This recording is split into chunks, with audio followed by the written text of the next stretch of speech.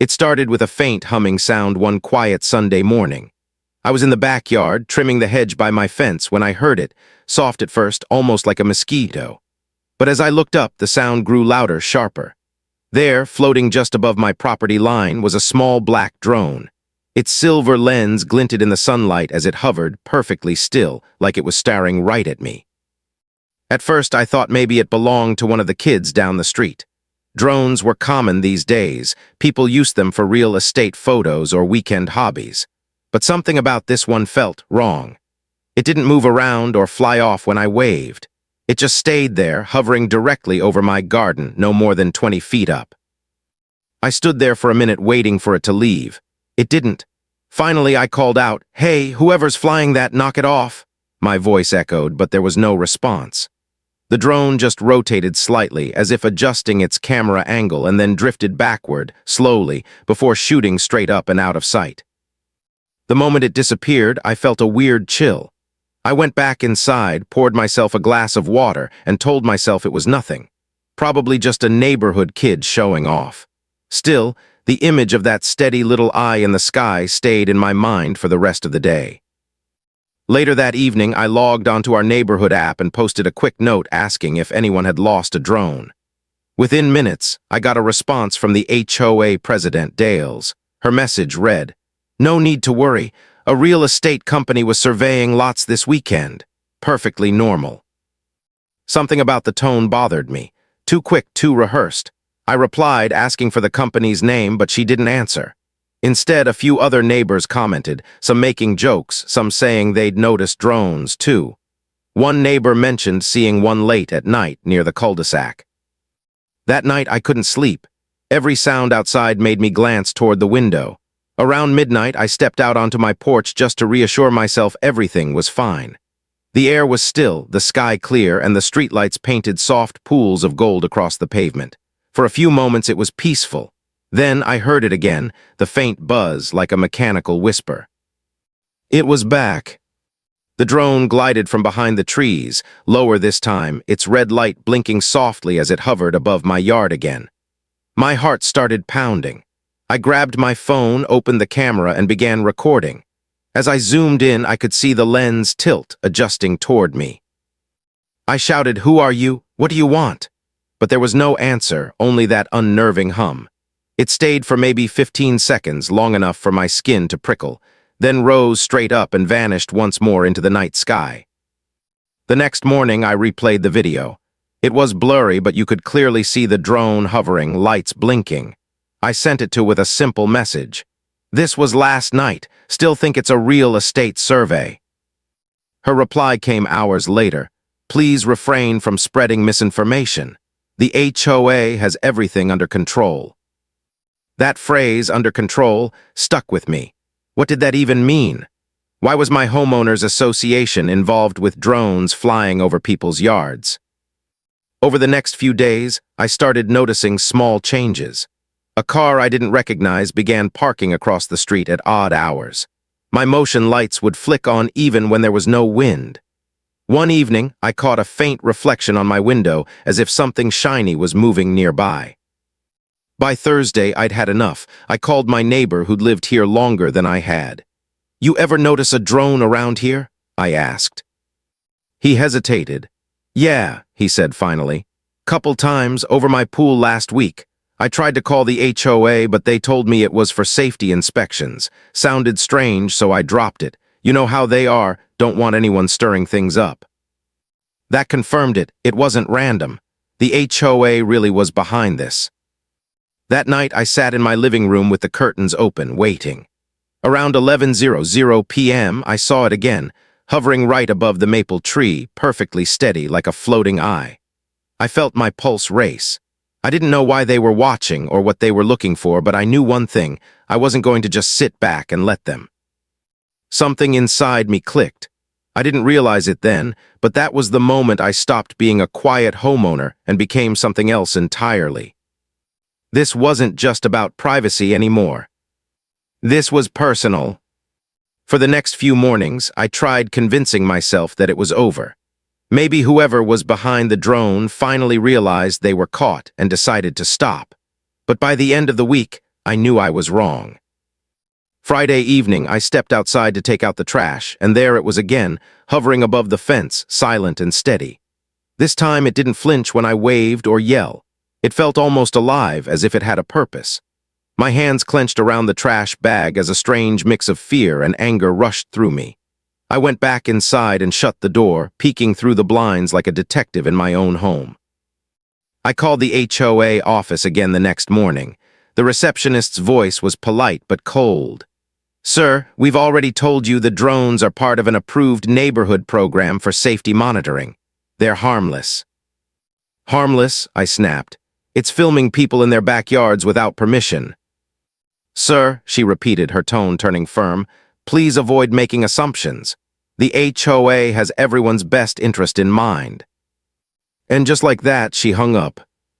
That afternoon, I went to see. He opened his door halfway, glancing around before letting me in. His house was dark, blinds drawn. "You shouldn't keep bringing it up," he said quietly. "They don't like people asking questions." I asked. He sighed, and her bored. "They've been doing weird things lately. New cameras near the gate, new compliance checks." My wife said she saw them taking photos of lawns last month. Maybe they're testing some kind of tech system. "That's not a system," I said. "It's surveillance." Didn't respond. He just looked down like someone who'd already given up. When I left his house, I noticed the same black SUV from earlier in the week parked near the corner again. The engine was off, but I could see someone sitting in the driver's seat. As I passed, the person lowered their sun visor, hiding their face. That night, I decided to test the drone. Around 9 p.m., I set my phone to record and placed it on the patio table. Then I turned off all the lights inside my house and waited near the window. 10 minutes later, the faint hum started again. The drone drifted into view, lights blinking in rhythm, its lens pointed directly at my back door. I stepped outside slowly, pretending not to notice. My heart was pounding, but I kept my expression calm. It followed me, adjusting its height whenever I moved. Then, when I suddenly turned to face it, the lens tilted sharply downward, as if startled. "You like spying on people," I said aloud. "Tell your boss I'm done playing games." The drone jerked back a few feet, hovered, and then zipped away into the trees. When I reviewed the video later, I noticed something strange. For a split second before it fled, a logo flashed on the drone's body, a small silver emblem that looked like 3 overlapping circles. I paused the footage, zoomed in, and froze. That same logo was printed on the HOA newsletter I'd received last month. It wasn't a coincidence. The next day, I printed a few screenshots and went to the HOA office in person. Was there, perfectly composed behind her desk, wearing her usual pink blazer and tight smile. "Ah," she said as I entered, "Mister, I was just about to email you. You've been quite vocal lately." "Because you're spying on residents," I said, laying the photos on her desk. "Care to explain this?" She looked at the pictures, then up at me unfazed. "Our drones are authorized for compliance checks. You agreed to that when you moved here. Section 12, paragraph 3. "I agreed to landscaping inspections, not surveillance over my property," I shot back. Leaned forward slightly, her voice calm. "We're simply maintaining order. Some homeowners forget the rules. The drones help ensure everyone's following guidelines." I stared at her, stunned. "So that's what this is about, lawn heights and fence colors." Her smile didn't waver. "It's about protecting the neighborhood's integrity. You wouldn't understand." I left before I said something I'd regret. But as I walked back to my car, I noticed a small security camera pointing toward the parking lot, blinking red. For a second, I wondered if even this conversation had been recorded. That evening when I got home, there was a new envelope on my doorstep. No return address, just my name typed neatly on the front. Inside was a single sheet of paper. In bold letters, it read, "Stop asking questions." No signature, no explanation. That was the moment I realized this wasn't just about a drone. Someone wanted to keep me quiet, and they were willing to go further than I ever imagined. By Saturday morning, the envelope still sat on my kitchen counter, half crumpled from how tightly I'd held it the night before. Every time I looked at it, that single sentence burned deeper into my thoughts. Stop asking questions. I'd read it over a dozen times, and each time it felt more like a warning than advice. All day, I couldn't focus on anything. Every creak, every passing car, every flicker of shadow outside the blinds made me tense. It was as if my home, the one place I'd always felt safe, had turned into a glass box, and someone out there was watching every move I made. By evening, I'd had enough. If the HOA wanted to play games, I was done being their target. I decided to take control of my own peace. That night, I sat on my back porch, the air still and cool, my air rifle resting across my lap. It wasn't a real weapon, just a high-powered pellet gun I used to scare off raccoons, but it looked convincing enough. I placed a flashlight beside me and waited. The clock ticked past 11, then midnight. For once, I hoped the drone wouldn't show. But it did. At 12:17, that familiar hum broke through the silence, faint at first, then louder. My stomach tightened. The drone glided into view, hovering over the yard like it owned the sky. Its lights blinked in a perfect rhythm, steady and unafraid. I stood up slowly, keeping my eyes on it. "You came back," I murmured under my breath. The lens tilted, facing me directly. I could almost imagine watching from her computer screen somewhere, sipping tea while reviewing the footage. The thought sent a spark of anger through me. "All right," I whispered. "Let's see how you like it when someone looks back." I lifted the air rifle, aimed just below the drone's body, and exhaled. The night felt impossibly still, the kind of silence that exists right before something changes. I squeezed the trigger. The pop was soft, almost disappointing. For a moment, nothing happened. Then the drone jerked sideways, spun, and wobbled. Smoke hissed from one of its rotors. It began to tilt, losing balance, and within seconds it spiraled downward, crashing straight into my vegetable patch with a crunch of plastic and dirt. The whole scene lasted less than 10 seconds, but my heart was pounding like I'd just run a mile. I waited, half expecting alarms or flashing lights, but nothing came. Just the sound of crickets returning to their song as if nothing had happened. I approached the wreckage carefully, flashlight in hand. The drone's body was cracked, one rotor snapped clean off. Tiny wires sparked, fading to silence. On the side, that same silver emblem, 3 overlapping circles gleamed faintly through the dirt. I knelt beside it, half in disbelief. "Got you," I whispered. I should felt triumphant, but instead, a strange unease washed over me. Destroying it might solve one problem, but now I had a bigger one. Someone was going to notice their drone was missing. I carried the wreckage into my garage, wrapped it in an old tarp, and locked the door. The hum was gone, but the silence that replaced it didn't feel peaceful. It felt heavy. The next morning, I woke to a pounding on my front door. When I opened it, a bright orange notice fluttered in the wind, taped across the frame. HOA Notice of Infraction. I scanned the paper and my chest tightened. Violation, property damage and endangerment. Incident reported on premises. Immediate contact with HOA office required. They knew, somehow they knew. As I stood there reading, a few neighbors passed by, pretending not to look, but their glances said enough. Word had spread. Maybe they'd heard the crash. Maybe the HOA had already started their story. By noon called. Her voice was calm, too calm. "Mister," she said, "I'm calling regarding an unfortunate incident involving HOA equipment." I didn't respond. "You've caused damage to community property," she continued. "We'll need you to come in and discuss restitution." "Restitution," I said. "You sent that thing over my house. That's invasion of privacy." "Please refrain from making exaggerated claims," she replied smoothly. "We were conducting a standard compliance check. You overreacted." Overreacted. The word echoed in my head long after she hung up. That night I sat on my porch again, staring at the empty sky. The air was quiet, almost too quiet. For the first time in weeks, there was no hum, no red lights, no silent watcher floating above my yard. But peace didn't come. I knew the HOA wouldn't let it end here. The notice, the phone call, the tone in its voice, it all pointed to one thing. They weren't finished with me yet. And as I locked the door that night, I couldn't shake the feeling that somewhere, someone was already planning their next move. By the time the sun rose the next morning, I'd already read that orange notice at least a dozen times. Each word felt heavier than the last. Violation, endangerment, restitution. The HOA was accusing me of destroying their property, and deep down I knew exactly what that meant. They weren't angry about the drone, they were angry that I stood up to them. I decided to go to the HOA office in person to settle things face to face. I wasn't going to let them twist the story before I had a chance to speak. When I arrived, the building felt colder than usual, quiet, with that unnatural stillness that always seemed to follow wherever she went.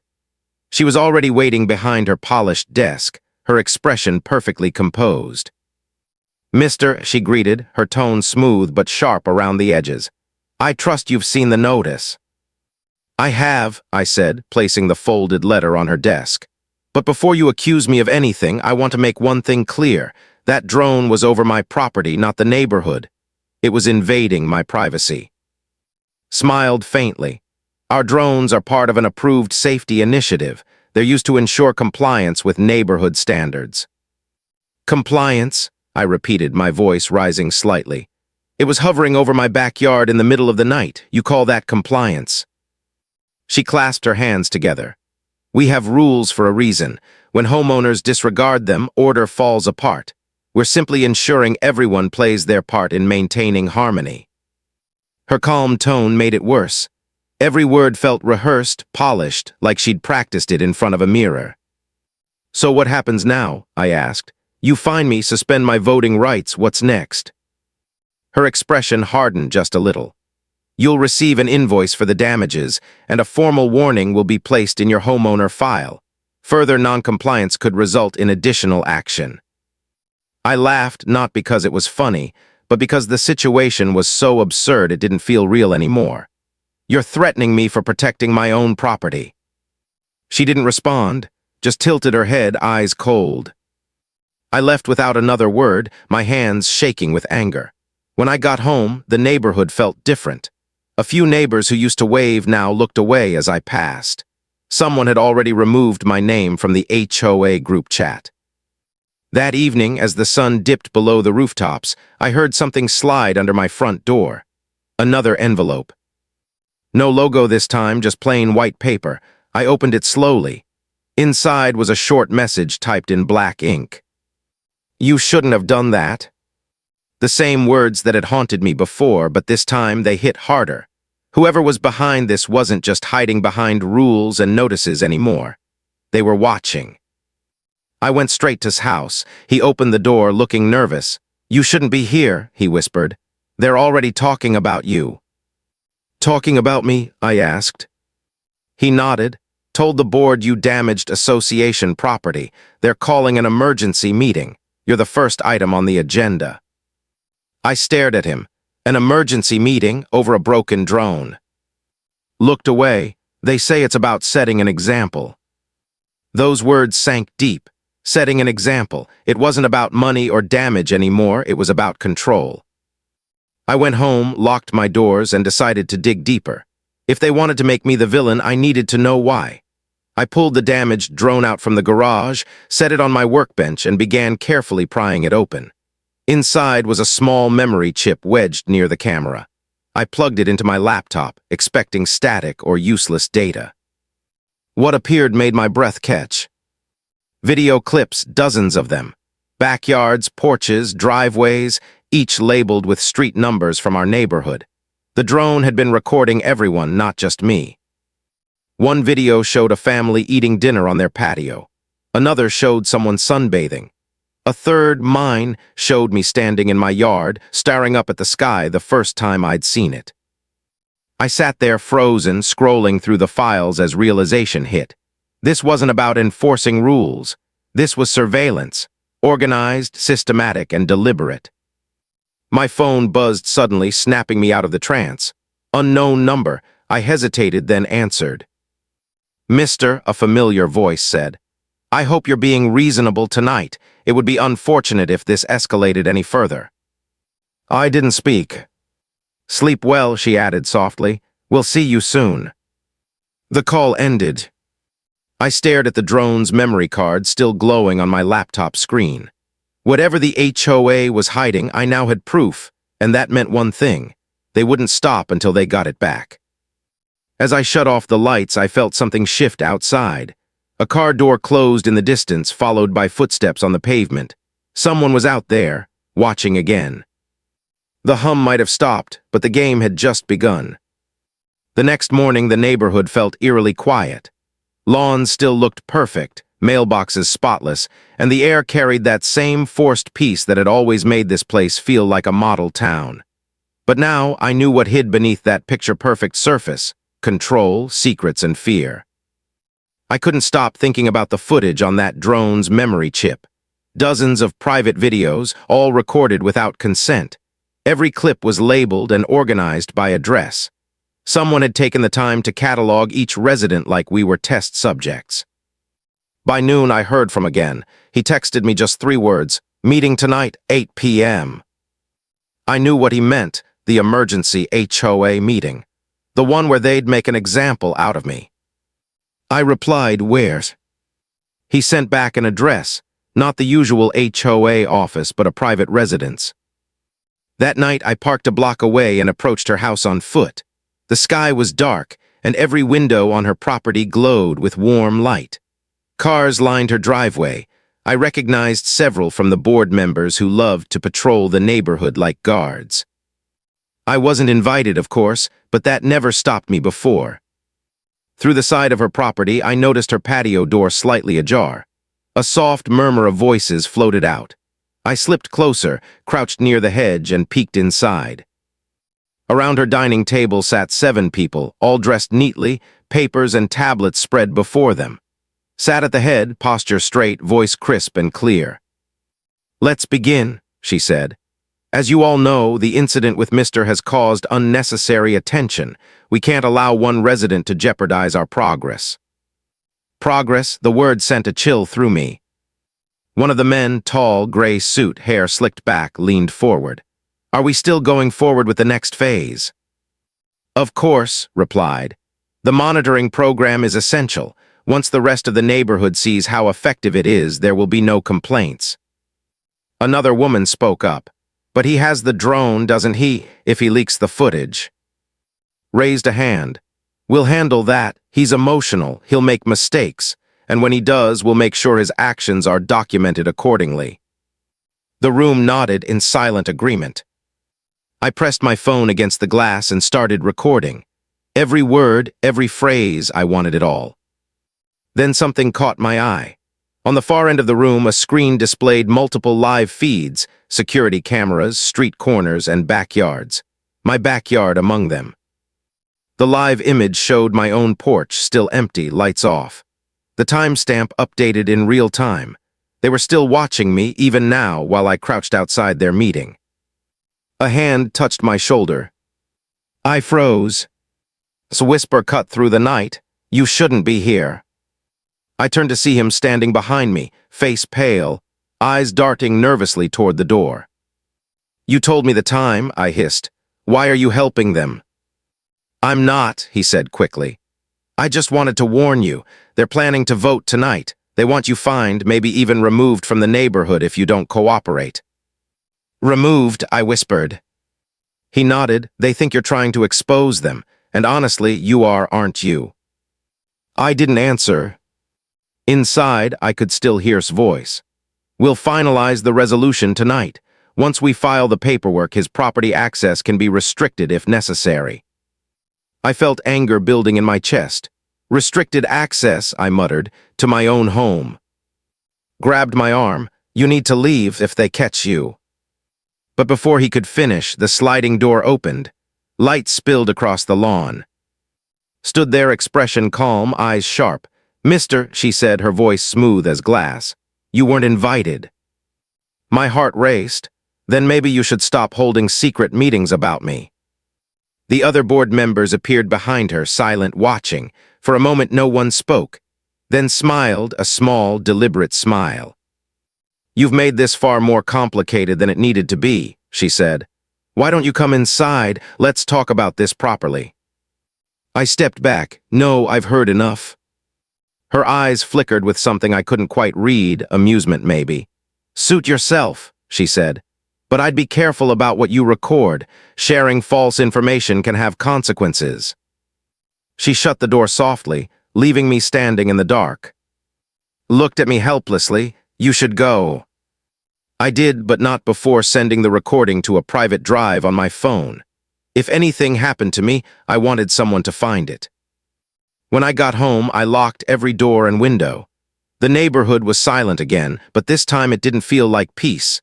It felt like everyone was holding their breath, waiting for whatever came next.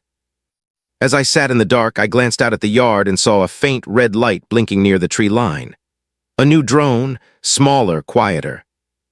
They hadn't stopped watching, they'd only upgraded. And now I knew this wasn't about a single homeowner.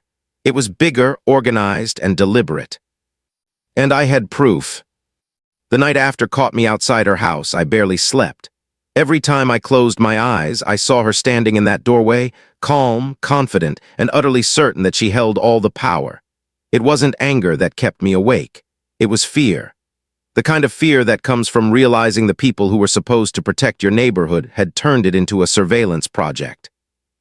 By morning, I decided there was only one thing left to do: prove it.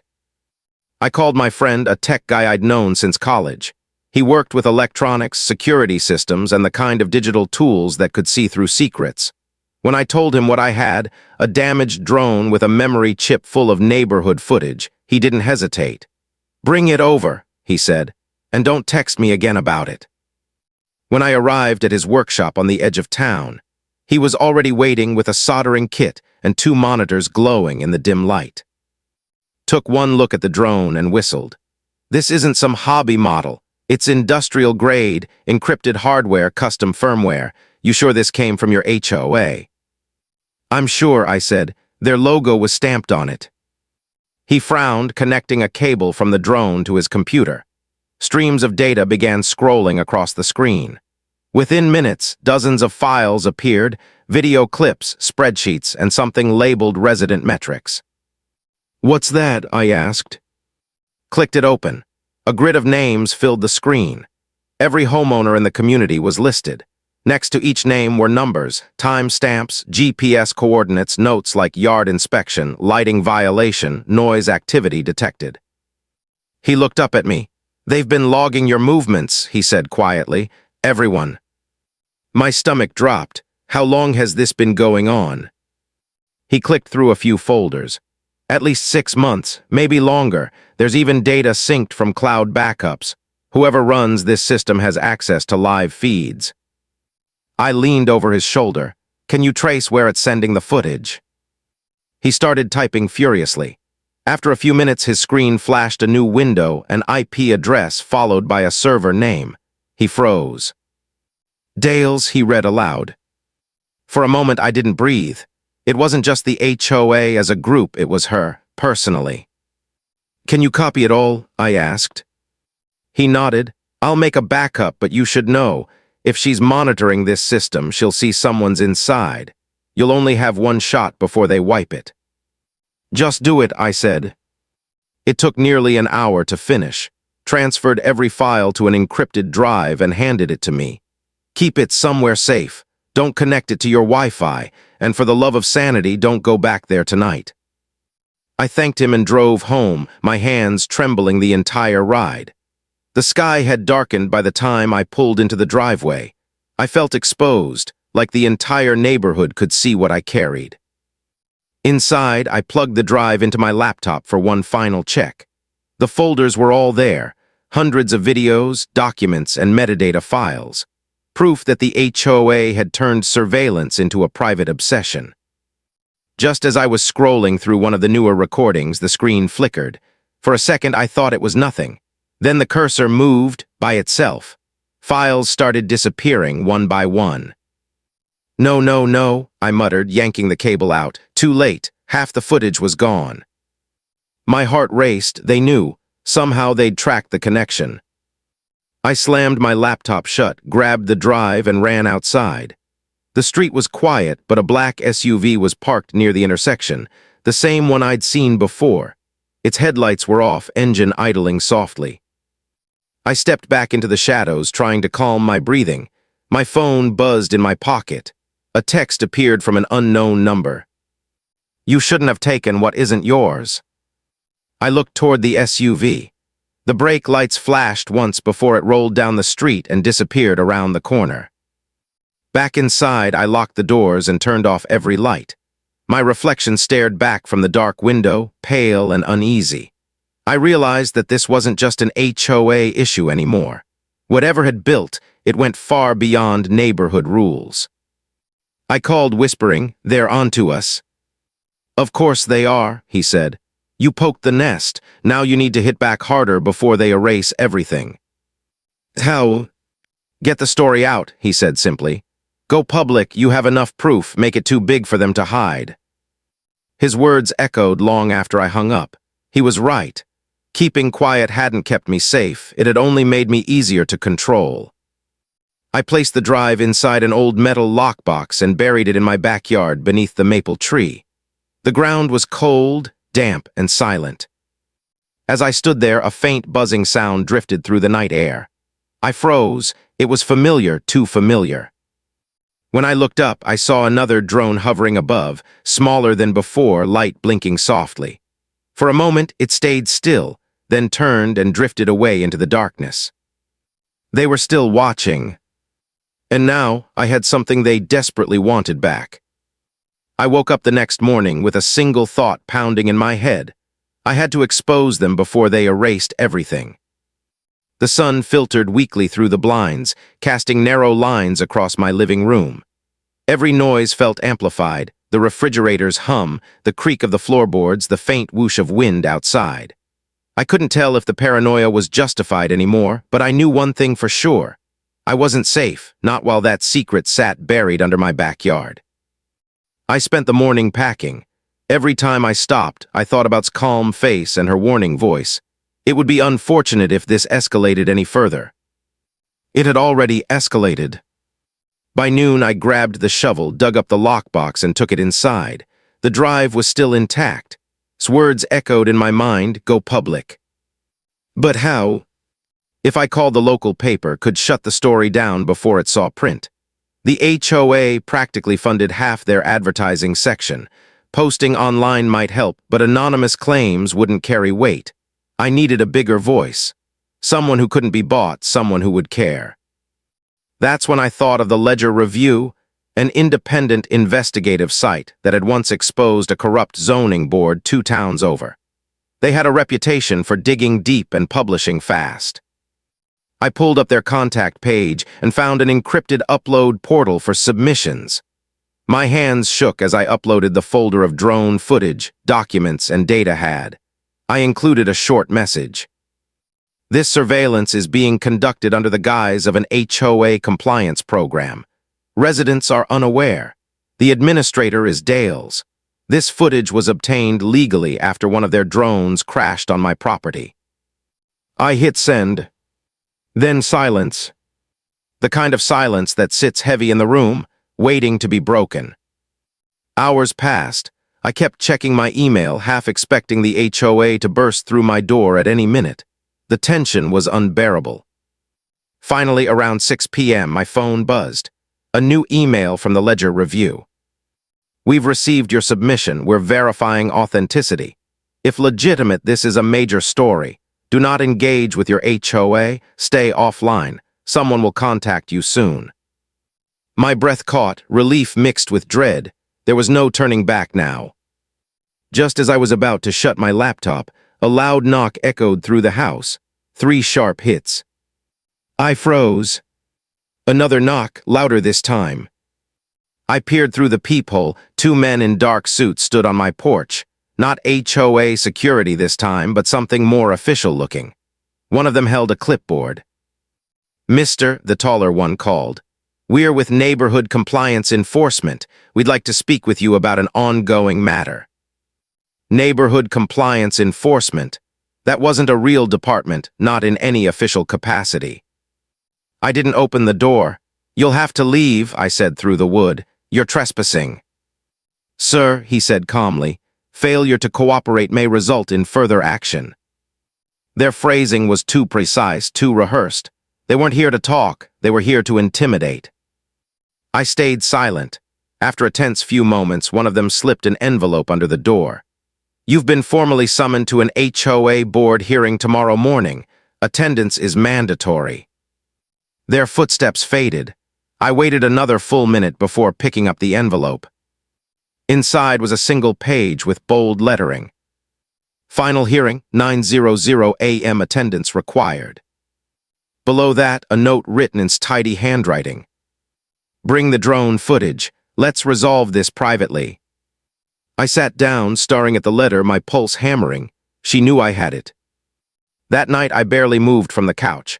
I kept refreshing the news, waiting for the Ledger Review to post something, anything, but the site remained unchanged. I sent another message. Please confirm you received the files safely. No response. At 2 a.m., I heard it again, that faint mechanical hum. I rushed to the window.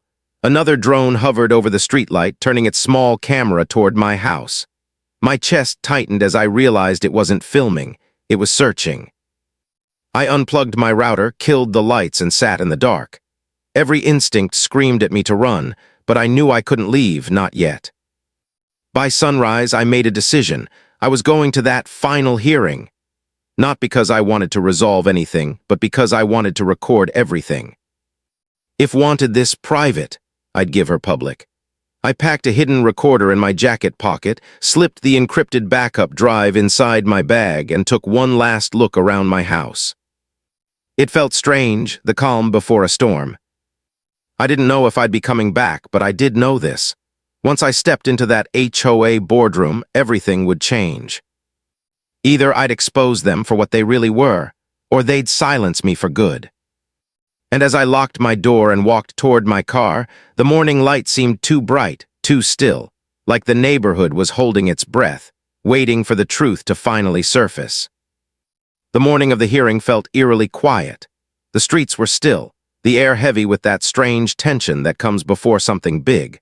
I drove to the HOA office with my hands gripping the steering wheel so tightly my knuckles turned white.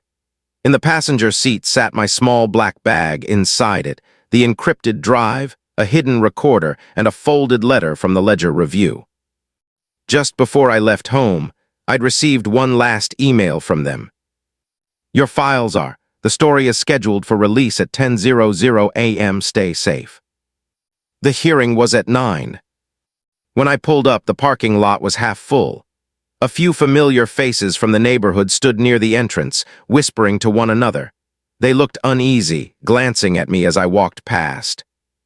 Inside, the meeting room was already set up. Rows of chairs, a long table with 7 board members, and in the center, perfectly poised as always. Her bright pink blazer almost looked out of place in the sterile gray room. "Mister," she said, smiling as I entered, "thank you for joining us. We've been very concerned about your recent actions." Her tone was pleasant, but her eyes told a different story. I sat down across from her. "I received your summons," I said evenly. "You said this would resolve things privately." "It will," she replied, folding her hands neatly. "We simply need to clear up some misunderstandings about the association's property and your involvement in its destruction." One of the board members adjusted his glasses. "The footage you obtained from the drone was confidential. By tampering with it, you violated association policy." I took a slow breath. "You mean the footage where you've been recording every homeowner in this neighborhood without their consent?" A murmur rippled through the small audience behind me. Smile never faltered. "Mister, that's quite an accusation. Our drones are used purely for safety and maintenance verification." "Then why do the files show timestamps inside people's backyards?" I countered. "Why do you have folders labeled resident metrics and noise pattern analysis? Why are you logging private activities in people's homes?" A flicker of surprise crossed one board member's face. The others stayed silent. Leaned back, her voice lowering slightly. "You've clearly misunderstood the data, but I'm afraid this discussion won't help you. You've damaged association property and accessed secure files without authorization." The board has already decided on disciplinary action. I pressed the small recorder in my pocket, the red light blinking faintly. So you admit the data exists? She hesitated for the briefest second before recovering. Of course it exists. It's part of our monitoring system. That was all I needed. I stood slowly. Thank you for confirming that on record.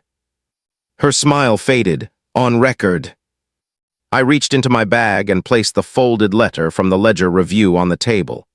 Because in about 40 minutes, every major outlet in the state is going to know about it. The footage, the surveillance, everything. I sent them everything you've been hiding. The room went completely silent. His face drained of color. You didn't. I did, I said simply.